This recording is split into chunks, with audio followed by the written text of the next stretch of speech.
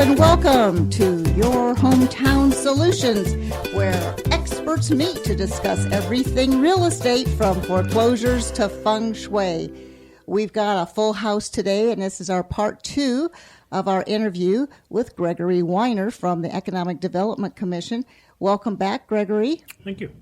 And in the studios also is our favorite mortgage expert, certified mortgage planners expert in-house is Carolyn Wolf. Glad to be back, Jean. Welcome back, and you are the sponsor of today's show, so we appreciate that. And Jonathan Lack, my co-host. Hello, Jonathan. Hello, I'm glad to be back for part 2. Part 2.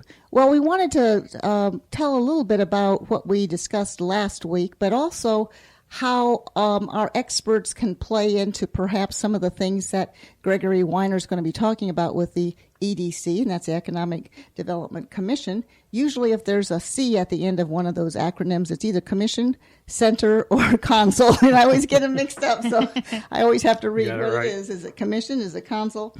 Let's talk a little bit, Carolyn, about mortgages, because we have some tips. In fact, I just gave out some tips today to someone that I was showing some property to.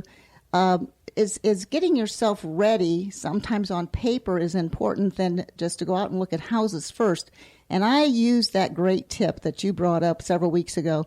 And by the way, if you want more information about mortgages in more depth, go to our archives. And there's several programs where we featured Carolyn for the whole half hour, and we talked about various mortgages. But one of them was if you want to raise your credit score regarding credit cards, what do they do, Carolyn? Thank you, Jean. And again, my name's Carolyn at Certified Mortgage. That's right. We've got to put in your MLS number before you even number. Speak. Right. 268-538. Now I'm compliant. Yes. Now you're compliant. Now you can answer that question. One of the good tips, and it even just for people in general as far as improving their credit score, is if they have a credit limit, say have $10,000 on their credit card. If we as consumers exceed that by 30%, so if we have a more than a $3,000 balance on it, it hurts our credit scores. And right. Most of us don't know that because they don't tell us that. Exactly. So that's kind of an easy way for some consumers, depending on how much cash they have available, to get their balances down below a 30% limit. Don't close them, or don't concentrate on one, putting it to 0. If you have 2 or 3, concentrate on getting all 3 below a 30% balance, and that you could see a great improvement on your credit score. So just to make sure that everyone understands that, because sometimes audio, it's tough to write these things down as you're hearing it. If I have 3 credit cards, and one of them, and they all have a $10,000 limit, and I have nothing on 2 of them, but one of them I have $9,000, that's not a good thing. I need to take that, get them all down to $3,000 on that, or 30% on that if I have a $10,000 limit. Better to have $3,000 on 3 cards than 1 card with $9,000 if your credit limit is 10. Yes? No. She's making a face at me. All right. What does that mean? I'm not exactly sure on that one, to be Okay. honest. That would be more for, credit counseling or credit card or credit bureau to answer that question. But it would look better when you're, as far as the credit, probably the credit reporting, because Exactly. it's under. Okay. Yes. But I can tell you, if all 3 of them have a higher balance, over 30%, work on having all 3 below 30 instead of concentrating on just getting 1 well below. Right. That will have a bigger impact. Mm-hmm. So it's not always a good thing to, as you said, completely cut off the credit cards and shut them down either. You need to talk to someone like you that can kind of give the facts. Right. Because here's what happens, listeners, that if you go into a bank, let's just say you go into your local bank, you've got your checking account there and your savings account, and you think, well, I'm going to get the best deal here because I've been banking with this company for 20 years. They are there to offer you various services, and they don't concentrate on one particular one. So it may not be the best place for your money market, or may not be the best place for a mortgage, because they're there to offer various services, but they're limited on how you fit their scenario. So you might not be able to get a good mortgage, or even a mortgage at all, with the bank you've been banking with for 20 years. When if you go to a mortgage broker, and let's just really quickly discuss the difference between a mortgage banker and a broker so people understand that, it's a completely different service. Yes. I mean, with a mortgage broker, we are licensed and we have to be tested and fingerprinted, but we have the ability to work with multiple lenders and multiple mortgage companies. So we have a variety. Most and all banks we all have to adhere to specific guidelines, but we all have what's called overlays. So each bank has their individual specific overlays, and so a consumer might not fit with their bank's overlays. Whereas another lender or bank would say, by all means, come aboard. And that's what a broker can help a consumer do, because we have multiple lenders to deal with. That's right. And we're going to be talking about businesses coming into the area and job growth and so forth. And one of the things we mentioned last week, but it's worth mentioning again, that if you are getting a transfer, or even if you're here and you're transferring from one job to another, what's the requirements? Let's just say if you're already here. If you're already here and you're going from one job to another, if it's in the same realm or in the same area of expertise, is that just a free-flowing process, or do they still have to look at being employed for 6 months or a year or something? That's a loaded question. All right. But every individual is different. But I will say, if you are transferring from one position to another and it's the same line of work, it should be seamless. We like to see 30 days worth of pay stubs. However, everybody's different. If it's in a sales type of thing or a commissional type of position, it can take a little bit longer. Mm-hmm.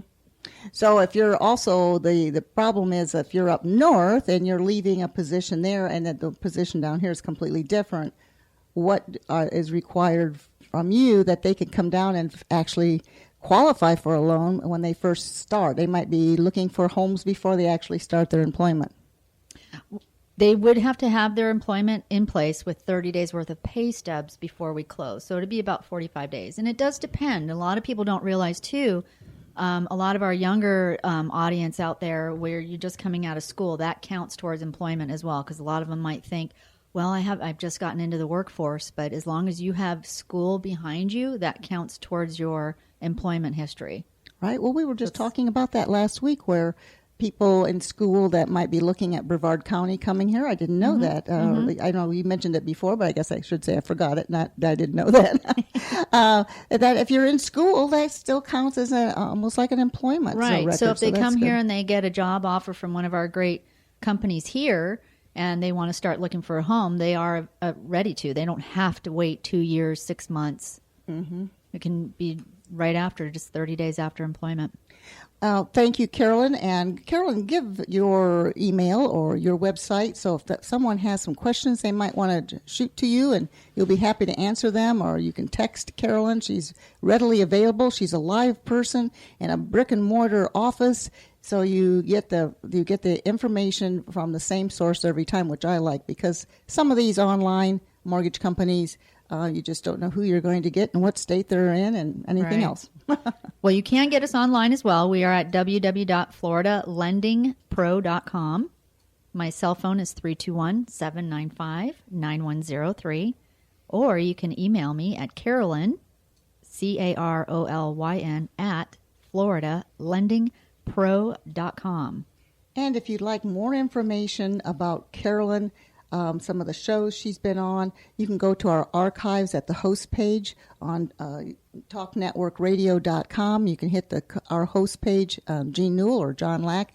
Go there and you'll see the various shows that talk about mortgages, and you can get more information that way. Or you can go to yourhometownsolutions.com. We have our own website, and we have all of our contact information there, and all kinds of videos and different remodeling tips and decorating tips and things that you should or shouldn't add to a home if you're deciding to sell it.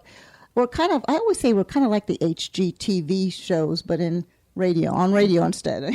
So we try to give you all kinds of tips about remodeling and so forth.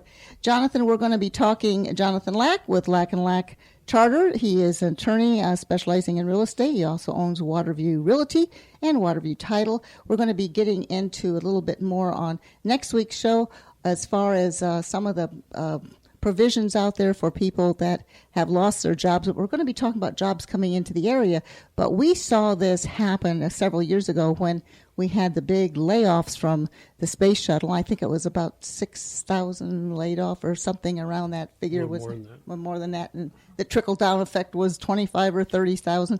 That bit makes a big impact on a county.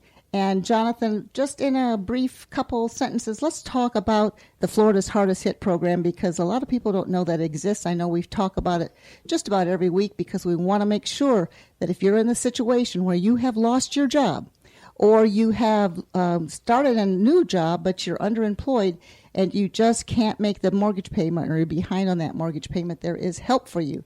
Let's give a couple some information on that, on how they contact you, and maybe just another sentence or two about Florida's Hardest Hit program. Sure. Well, of course, we want to keep the show positive with the Economic Development Commission, and Greg here with us. And the community is improving, and jobs are coming to the area, and it is a wonderful thing. Unfortunately, as you point out, back in 2010, we had this somewhat of a collapse, and as a result, it was a federally funded program, but the state of Florida implemented the Florida Hardest Hit Fund, which was designed to assist unemployed or underemployed homeowners with their mortgage. So if you've lost your job, for example, the Space Coast was a large percentage of our clientele. If you've lost your job through no fault of your own, they just closed down the Space Center, then the state of Florida would assist you with your mortgage payment while you sought reemployment. And it is a wonderful program. You can get more information off of our website, lacklaw.com. That's LACKLAW.com. There is a link to the Florida Hardest Hit Fund website. And so you can go to lacklaw.com, click on the link, and you can get more information about the Florida Hardest Hit program. Again, a wonderful program to assist those who are unemployed or underemployed through no fault of their own. But I'd like to turn the conversation to the more positive yes. of the new employment, yes. all the new job opportunities out there. Exactly. And I think the prospects for 2017 are looking much better. I know 2016 was a odd year, at least that's how it was for me in my world. But I'm very optimistic about 2017 and some of the signs I see for future economic development. And let's bring Greg into the conversation, yes. and maybe he can enlighten us on some of the forecast and what he sees for Brevard County and hopefully positive opportunities. Yes, welcome back, Gregory Weiner with the Economic Development Commission. Let's recap in a couple sentences what we discussed last week as far as what is an economic development commission? And I know a lot of cities, small cities, large cities have their own. There's counties that have their own. There's a state. You hear that economic development, but a lot of people don't know exactly what they do and why you want the Brevard County, the whole area as far as the county commission, as opposed to maybe a small entity or small communities economic development commission. So kind of explain the differences there, because a lot of people just don't know what how involved you really are on the economy. Well, the EDC represents the entire county, and we work with partners at the state level, and some of the cities that you mentioned all have their own economic development arms at some level. But we're the single point of contact. We lead most of the significant deals. We are in front of those kinds of projects, finding ways to make them happy, and we work with our partners to do that. It was good I didn't know about the program Jonathan was mentioning. It sounds like a terrific program, mm-hmm. but it is clearly a new day. And since 2010, the world has changed significantly. At this point in time, all of the jobs that we believe were lost, direct and indirect jobs, probably wound up totaling something on the order of about 15,000. Direct and indirect jobs stemming from the end of the shuttle. At this point in time, we've pretty much got 98% of those back. Either they're either here now or committed to be here in the next couple of years. When we make announcements that say 500 jobs are coming, it doesn't mean tomorrow. Most of these companies ramp up over a number of years. But we have solid commitments that replace most of those jobs. So I'm not here for real estate advice, but I do have an opinion, and I think if you're thinking about buying a home, given all that is happening in Brevard County, it's not going to get less expensive. Exactly. There's a lot of people coming in from out of state. There's, I think, a relative shortage of certain types of houses in the what I call the